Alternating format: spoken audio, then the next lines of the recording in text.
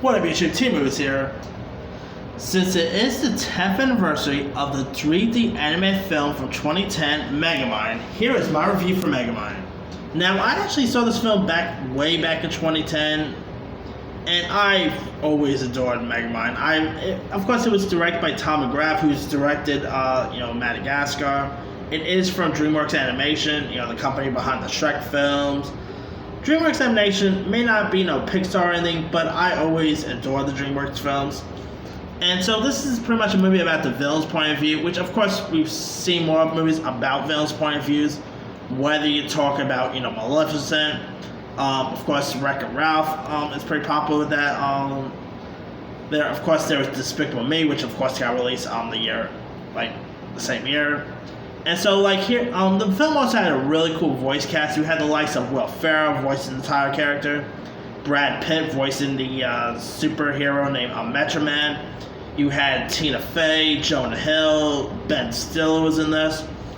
And so, of course, Megamind, though he is the most brilliant supervillain the world has ever known, Megamind ends up becoming least successful. And so, to word time and again by a heroic Metro Man portrayed by Brad Pitt, Megamind ends up being more surprised than anyone when he actually manages to defeat his longtime enemy here. But without the character of Metro Man, Megamind has no purpose in his life, so he creates a new opponent who quickly decides that that's more fun to be more of a bad guy than the main hero here.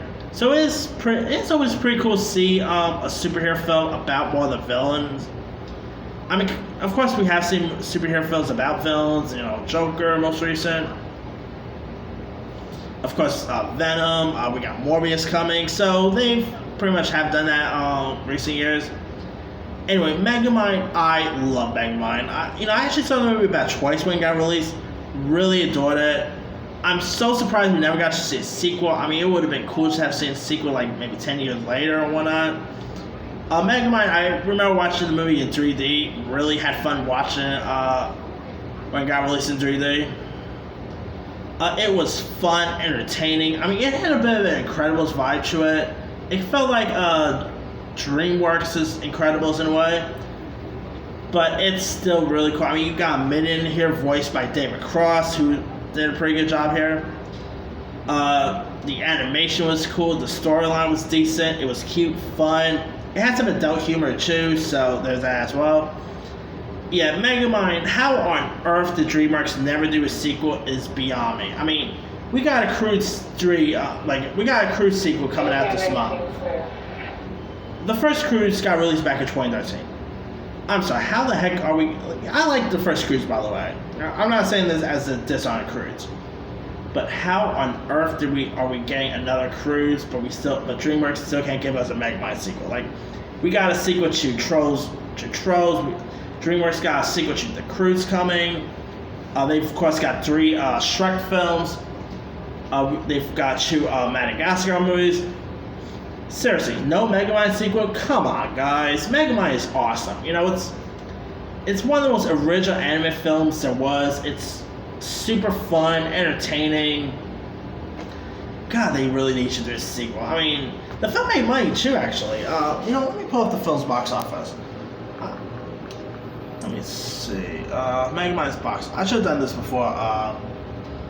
It actually made about $321.9 million. On a $130 million budget. It made money, so why do we not have a sequel? I mean, seriously, people, where's my Megamind sequel? But anyway, let me leave it with you guys. Have you ever even seen Megamind? If so, what's your thought of it? Were you a fan of it? Were you not a fan of it? Would you even be down to see a sequel?